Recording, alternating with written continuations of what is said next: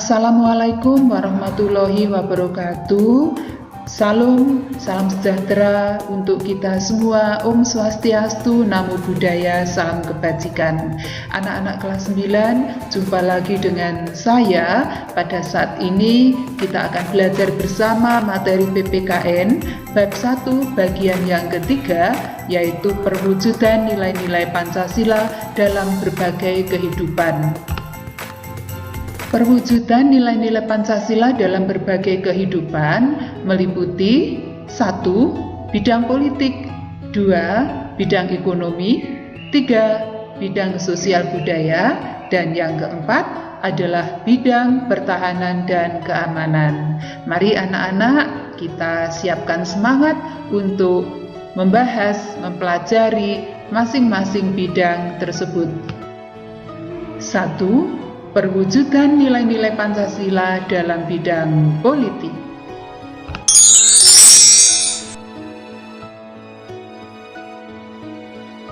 Bidang politik ini meliputi 4 persoalan. Yang pertama, lembaga negara. Yang kedua, hak asasi manusia atau yang sering disingkat dengan HAM. Yang ketiga, demokrasi. Dan yang keempat adalah hukum. Anak-anak, pembangunan negara Indonesia sebagai negara modern salah satunya adalah membangun sistem pemerintahan yang sesuai dengan perkembangan zaman, yaitu yang meliputi 4 persoalan tadi, yaitu persoalan lembaga negara, hak asasi manusia, demokrasi, dan hukum. Pertama, persoalan lembaga negara. Bagaimana pengembangan lembaga negara? Lembaga negara itu dikembangkan sesuai dengan kebutuhan dan kemajuan masyarakat dan negara. Pengembangan lembaga negara ini dapat dilakukan berdasarkan pada lembaga yang sudah ada dalam masyarakat, atau bisa juga dengan menciptakan lembaga baru, atau bisa juga dengan mencontoh lembaga negara dari negara lain. Adapun lembaga negara baru yang sesuai dengan amandemen Undang-Undang Dasar Negara Republik Indonesia tahun 1945, ini adalah DPD atau Dewan Perwakilan Daerah, MK atau Mahkamah Konstitusi, dan juga Komisi Yudisial atau KY. Nah, pengembangan lembaga negara ini, baik yang baru maupun mencontoh lembaga negara dari negara lain, ini harus sesuai dengan sistem pemerintahan yang berdasarkan nilai-nilai Pancasila. Yang kedua adalah persoalan hak asasi manusia atau HAM. Bagaimana pengembangan hak asasi manusia di Indonesia? Bangsa Indonesia menghargai hak asasi manusia, yaitu hak asasi yang pertama sesuai dengan nilai-nilai Pancasila. Bukan hak asasi manusia yang mengutamakan kebebasan individu atau mengutamakan kewajiban tanpa menghargai hak individu. Yang kedua adalah hak asasi manusia yang menjaga keseimbangan antara hak dan kewajiban. Dan yang ketiga adalah hak asasi manusia yang dijiwai oleh kelima sila Pancasila. Mulai dari sila pertama, sila kedua, sila ketiga, sila keempat, dan sila kelima. 3. Persoalan demokrasi.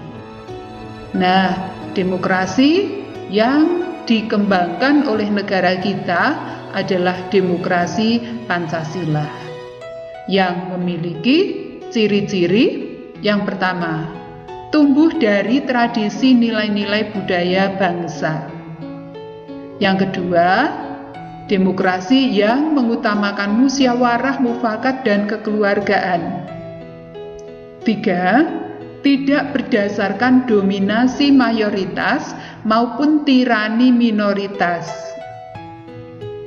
Dan yang keempat adalah demokrasi yang mengutamakan kekeluargaan, bukan sistem oposisi yang saling menjatuhkan serta mengutamakan kepentingan individu dan golongan.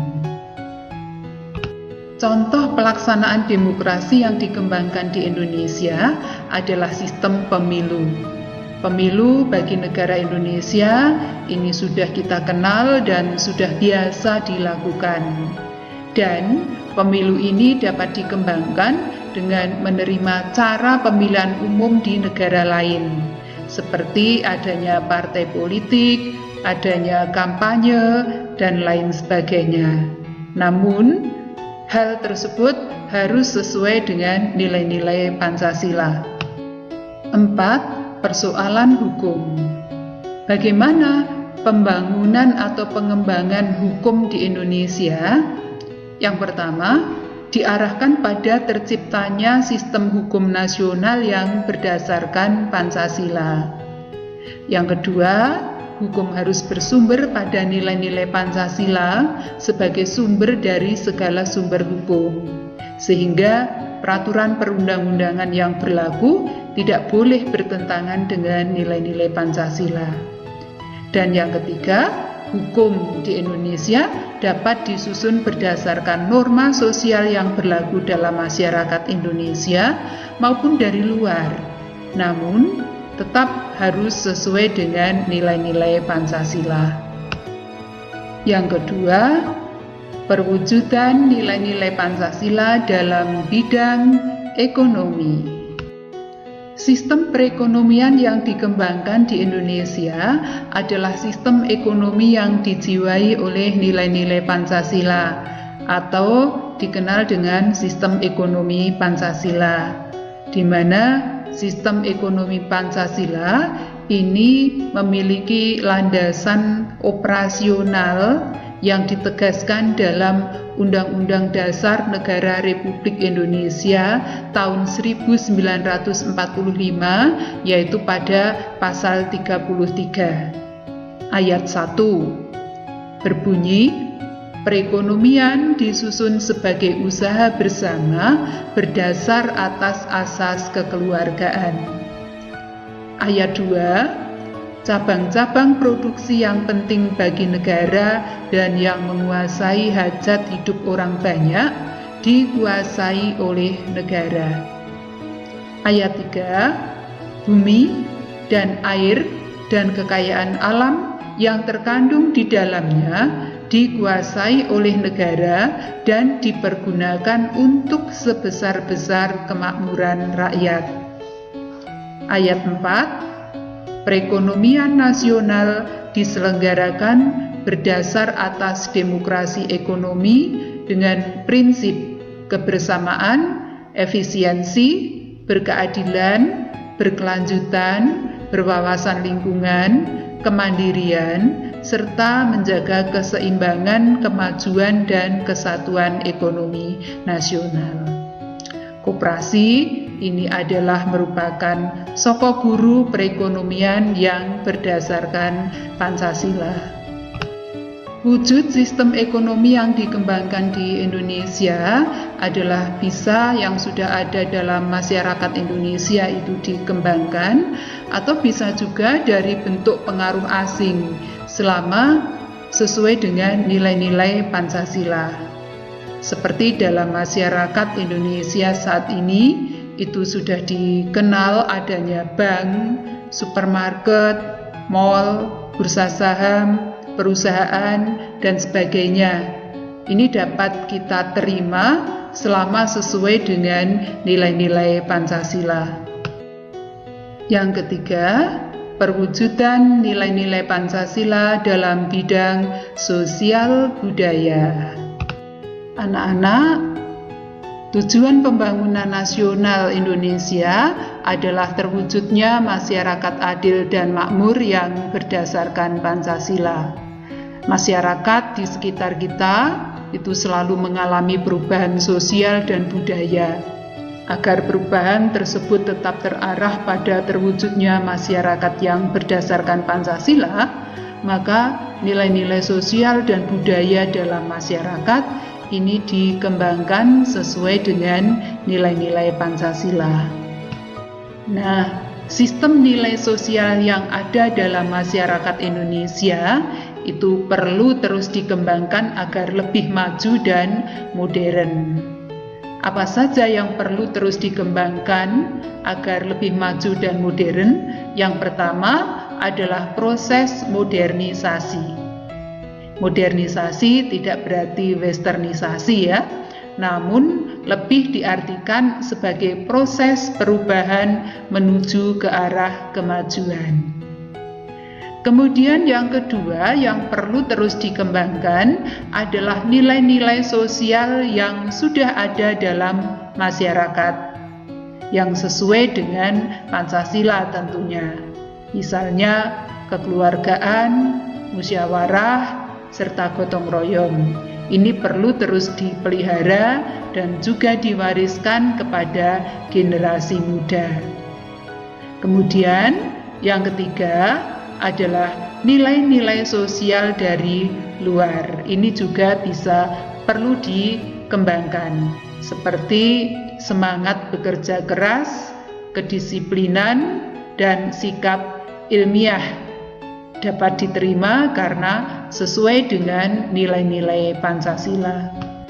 Ilmu, pengetahuan, dan teknologi ini juga merupakan contoh budaya asing yang dapat memperkaya budaya bangsa Indonesia. Selain ada yang perlu dikembangkan, ada juga sikap yang harus dicegah perkembangannya dalam proses pembangunan sosial budaya karena tidak sesuai dengan nilai-nilai Pancasila, yaitu sikap feodal, sikap eksklusif, paham kedaerahan yang sempit, dan budaya asing yang bertentangan dengan nilai-nilai Pancasila. Sekarang, yang keempat adalah perwujudan nilai-nilai Pancasila dalam bidang pertahanan dan keamanan. Anak-anak, pembangunan dalam bidang pertahanan dan keamanan atau HANKAM ini secara tegas dinyatakan dalam Undang-Undang Dasar Negara Republik Indonesia tahun 1945. Yang pertama adalah pada pasal 27 ayat 3 yang bunyinya setiap warga negara berhak dan wajib ikut serta dalam upaya pembelaan negara. Sedangkan yang kedua adalah pasal 30 ayat 1 yang berbunyi tiap-tiap warga negara berhak dan wajib ikut serta dalam usaha pertahanan dan keamanan negara. Nah, anak-anak, usaha pertahanan dan keamanan negara Indonesia itu dilaksanakan melalui sistem pertahanan dan keamanan rakyat semesta atau sering disingkat dengan SIS-HANKAM-RATA, yaitu oleh Tentara Nasional Indonesia atau TNI dan Kepolisian Negara Republik Indonesia atau Polri sebagai kekuatan utama dan rakyat sebagai kekuatan pendukung. Nah, ini adalah bentuk partisipasi rakyat dalam pembelaan negara. Yang pertama adalah kegiatan ronda malam atau sistem keamanan lingkungan yang sering disingkat dengan Siskamling, yang mana kegiatan ini melibatkan masyarakat secara bergantian. Yang kedua, ada Pecalang di Bali. Ini merupakan lembaga masyarakat atau adat yang bertugas menjaga keamanan masyarakat. Tentunya di daerah-daerah yang lain itu juga ada lembaga serupa. Nah, lembaga-lembaga ini dibentuk oleh dan dari masyarakat sekitar. Untuk apa? Untuk menjaga keamanan lingkungan. Pada saat ini juga terdapat beberapa organisasi keamanan yang dibentuk secara sengaja dan terorganisasi secara modern, seperti pertahanan sipil, satuan pengaman lingkungan, dan sebagainya. Nah, anak-anak, dari uraian di atas memperjelas dan membuktikan kepada kita bahwa Pancasila mampu menampung dinamika perkembangan masyarakat. Pancasila bukanlah ideologi tertutup yang tidak dapat menyesuaikan dengan perkembangan zaman dan bersifat kaku. Keterbukaan Pancasila sebagai ideologi merupakan salah satu keunggulan Pancasila, sehingga tetap dipertahankan oleh bangsa Indonesia. Tugas kita sebagai generasi muda adalah untuk tetap mempertahankan Pancasila sebagai dasar negara dan ideologi nasional. Upaya mempertahankan Pancasila tidak hanya dengan tetap menjadikannya sebagai dasar negara dan tidak mengubahnya, tetapi yang paling utama adalah dengan menghayati dan mengamalkan nilai-nilai Pancasila dalam kehidupan sehari-hari. Anak-anak, demikian tadi pembahasan materi kali ini tentang perwujudan nilai-nilai Pancasila dalam berbagai kehidupan. Semoga bermanfaat untuk kalian. Terima kasih kalian sudah memperhatikan, dan jumpa lagi dalam pembahasan materi yang berikutnya.